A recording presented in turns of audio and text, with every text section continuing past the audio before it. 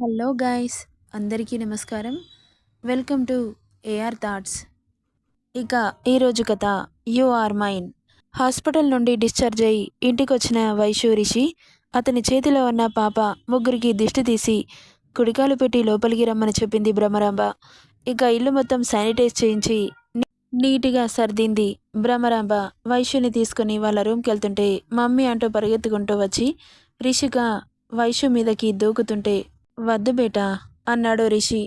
అక్కడే ఆగిపోయింది రిషిక.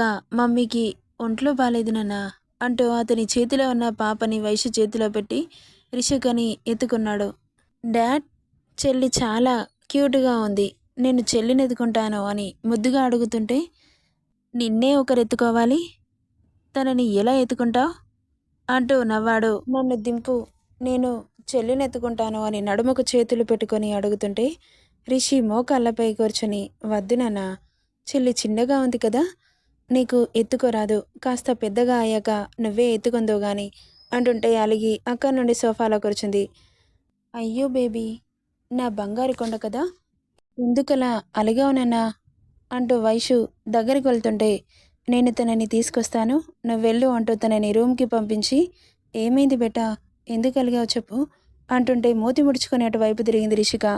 ఆమె అలా ముడుచుకుంటే ముద్దుగా అనిపించి ఎత్తుకొని ఇప్పుడు చెల్లిని నువ్వు ఎత్తుకున్నావనుకో, నీకు ఎత్తుకోరాక కింద పడిపోతే చెల్లికి దెబ్బ తగులుతుంది కదా, ఏడుస్తుంది, అది నీకు ఇష్టమా చెప్పు, ఇష్టమైతే చెల్లిని ఎత్తుకో అంటుంటే తలెత్తి రిషిని చూసి లేదు డాడీ, నేను ఎత్తుకోను, చెల్లి పెద్దయ్యాక ఆడుకుంటాను అని చెప్పింది. గుడ్ గర్ల్ అంటూ ఆమె బుగ్గలపై ముద్దులు కురిపించాడు రిషి. ఇక రిషికని ఎత్తుకొని రూమ్కి వెళ్ళాడు. పాపని బెడ్ మీద పడుకోబెట్టి వాష్రూమ్కి వెళ్తుంటే అప్పుడే లోపలికి వచ్చిన భ్రమరాంబ వైషు అని పిలిచింది. ఆమె పిలుపుకి రిషి వైషు తల తిప్పి చూశారు. చెప్పమ్మా, నీకు విషయం చెప్పాలి అని ఇబ్బందిగా కదులుతుంటే అది పర్సనల్ ఏమో అని బయటకు వెళ్ళిపోయాడు రిషి. చెప్పమ్మా, హాస్పిటల్ నుండి వచ్చావు కదా, నీకిప్పుడే పురుడు అయ్యే వరకు స్నానం చేయించకూడదు, అందుకే వేడి నీళ్ళతో పాపకి పాలిచ్చే ప్రదేశాన్ని కడుకో అంటుంటే సరే అని అక్క నుండి వాష్రూమ్కి వెళ్ళింది వైషు. భ్రమరాంబ బయటకు రాగానే గ్రానీ నాకు కేక్ చేసి పెట్టు, ఆకలిగా ఉంది అంటూ రిషి చంకలో నుండి దూకి భ్రమరాంబ దగ్గరికి వెళ్ళిపోయింది. ఆకలిస్తే అన్నం తినాలి కానీ కేకులు తింటారా బంగారం అంటూ ఎత్తుకుంది భ్రమరాంబ. ఇక లోపలికి వచ్చిన రిషి అప్పుడే వాష్రూమ్ నుండి బయటకు వస్తున్న వైషు కనిపించి డోర్ క్లోజ్ చేసి ఆమెను హత్తుకుంటూ ఎన్ని రోజులవుతుంది నిన్నిలా హత్తుకోక అంటుంటే అతని స్పర్శకి ఆమె ఒళ్ళు కరెంట్ షాక్ కొట్టినట్లు జల్లుమంటుంటే అతన్ని చుట్టేస్తూ ఇప్పుడప్పుడే మనం ఇలా ఉండకూడదు అంది భర్త స్పర్శలో ఆమె ఇహం మర్చిపోతుంటే. ఎందుకు బేబీ అంటూనే ఆమె మెడపై ముద్దిచ్చాడు. వేల ప్రకంపనలు ఆమెలో. అతని గరుకు మీసం సున్నితమైన ప్లేస్లో తగిలి సరే కానీ ఏదో సీక్రెట్ మాట్లాడుకుంటున్నారేంటి అని అడిగాడు. అది అంటూ నసుగుతూ ఉంది. ఆమెను దూరం జరిపి నాకు చెప్పకూడని సీక్రెట్స్ కూడా మెయింటైన్ చేస్తున్నావా అంటుంటే అది కాదండి, హాస్పిటల్ నుండి వచ్చాను కదా, పాపకి డైరెక్ట్గా ఫీడ్ చేస్తే బాగోదని క్లీన్ చేసుకోమని చెప్పింది అంటుంటే మరి చేసుకున్నావా అంటూనే బయటని చేజార్చాడు. ప్లీజ్ అనింది భారంగా మారుతున్న ఆమె ఎదకి. నో అంటూ బ్లౌజ్ నుండి కనిపిస్తున్న ఆమె ఎద పాలతో ఇంతకుముందు కంటే రెట్టింపు బిగుతుగా కనిపిస్తుంటే అతని ఐస్ ఫ్రీజ్ అయ్యి రెప్పవేయక చూస్తుంటే అతని చూపులకి ఆమె బుగ్గలు సిగ్గుతో ఎరుపుదనాన్ని పూసుకుంటే ఆమెను గట్టిగా హత్తుకున్నాడు. అతని స్పర్శకి ఆమె ఒళ్ళు అతని ఆధీనంలోకి వెళ్ళిపోతుంటే రిషిని చుట్టేసింది. ప్లీజ్ వదలండి అంటూనే అతన్ని గట్టిగా ఆదుముకుంది. నవ్వుకుంటున్నాడు అతను. ఆమె స్పాంజ్ లాంటి పరవాలు అతని ఛాతీకి తగులుతుంటే అతని ఒంట్లో ఏదేదో అవుతోంది. ఇంకా ఎన్ని రోజులు ఇలా దూరంగా ఉండాలి అని అడిగాడు. ఆ మాటకి అతన్ని దూరం జరిపి ఇంకో 6 months అనింది. ఏంటి ఎక్కువ చేస్తున్నావు, అంతలేదు, నేను గట్టిగా అనుకుంటే నువ్వు నా దగ్గరికి రావాల్సిందే, డేట్ నేను చెబుతాను నువ్వు కాదు అంటూ ఆకలికి కేరుమంటున్న పాపని చూసి దగ్గరికెళ్ళాడు. అతను చేసిన బీభత్సానికి ఆమె శరీరం పూర్తిగా అదుపు తప్పింది. భర్త నుండి ఒక్క సెకండ్ కూడా దూరంగా ఉండాలనిపించట్లేదు కానీ తప్పదు అని కళ్ళు మూసుకొని ఊపిరి పీల్చుకొని ఏడుస్తున్న పాపని ఎత్తుకుంటున్న రిషి జబ్బాపై కొడుతూ, ఎందుకురా నన్ను ఇలా రెచ్చగొట్టి పిచ్చి లేపుతావు? కంట్రోల్ చేసుకోలేక నానా తంటాలు పడాలి, నన్ను ముట్టుకోకు ప్లీజ్ అని ఏడుపు గొంతుతో చెబుతుంటే నవ్వుకున్నాడతను. ముందైతే పాపకి ఫీడ్ చేయంటూ ఆమె ఒడిలో పడుకోబెట్టి అతని బ్లౌజ్ హుక్స్ తీస్తుంటే అతని మునివేళ్ల తాకిడికి ఊపిరి భారంగా మారింది. ఆమెలో వస్తున్న చేంజెస్కి సైడ్ స్మైల్ చేస్తూ ఆమె నెప్పల్ని పాప నోట్లో పెట్టాడు. ఒళ్ళు జివ్వుమంది. ఆమె ఎక్స్ప్రెషన్స్ని నవ్వుతూ చూస్తున్నాడు రిషి.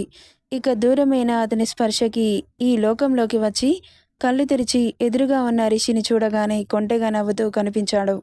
అతని గుండెల మీద గుద్దుతూ, నువ్వు ఇక్కడి నుండెళ్ళు, నిన్ను చూస్తుంటే పిచ్చి పిచ్చిగా అవుతోంది, ప్లీజ్ రిషి వెళ్ళిపో అంటూ అరిచింది.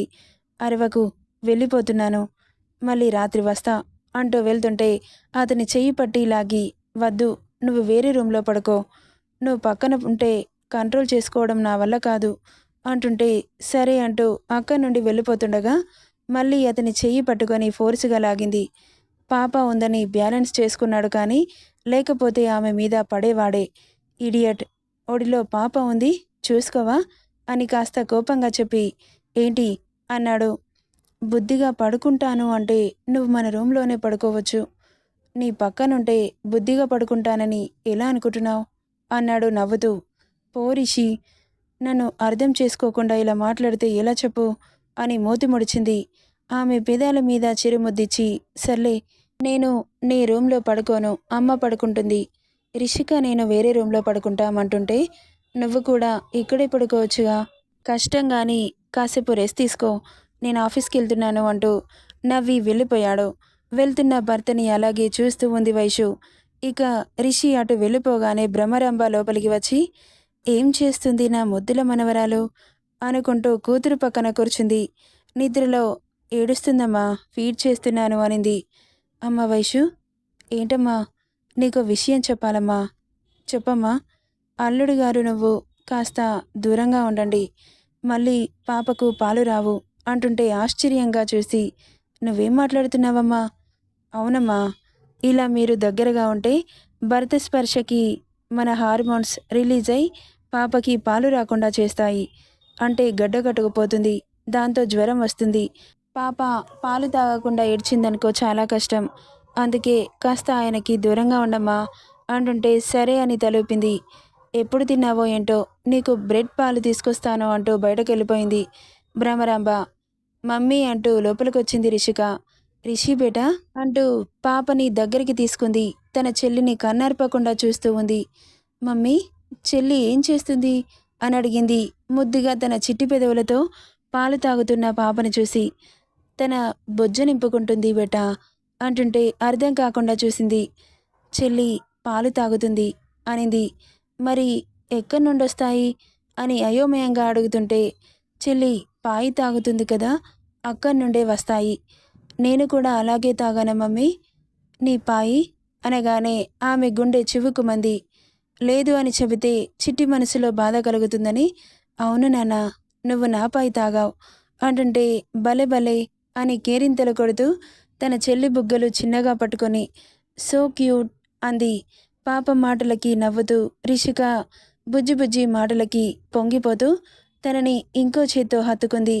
మమ్మీ, నన్ను వదిలి ఇంకోసారి ఎక్కడికి వెళ్ళావు కదా, నువ్వు నా మమ్మీవి, చెల్లి కోసం నన్ను వదిలి వెళ్ళిపోయినట్లు ఇంకోసారి వెళ్ళకు, నేను నువ్వు లేకుండా ఉండలేను అని ఏడుస్తూ చెబుతుంటే పాప మనసులో ఎంత బాధ ఉందో తనకు అర్థమవుతుంటే, ఓకే బంగారం, ఎక్కడికి వెళ్ళను అని తల మీద ముద్దు పెట్టింది.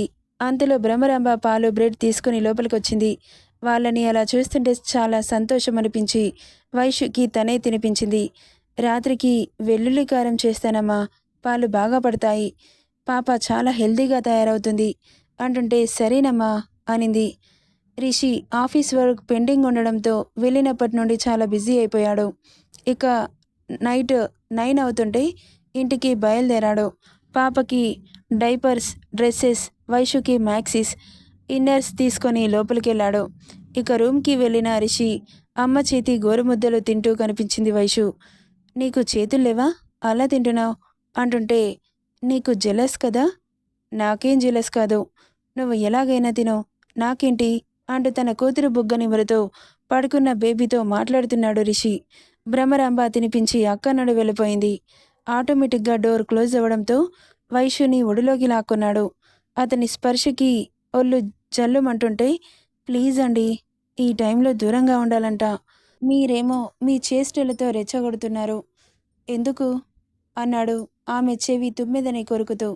మనం ఇలా క్లోజ్గా ఉంటే నాలో హార్మోన్స్ రిలీజ్ అయి పాపకి పాలు రావంట అని చెబుతుంటే నవ్వి, నిజమా అన్నాడు. అవును అన్నట్లు తలూపింది.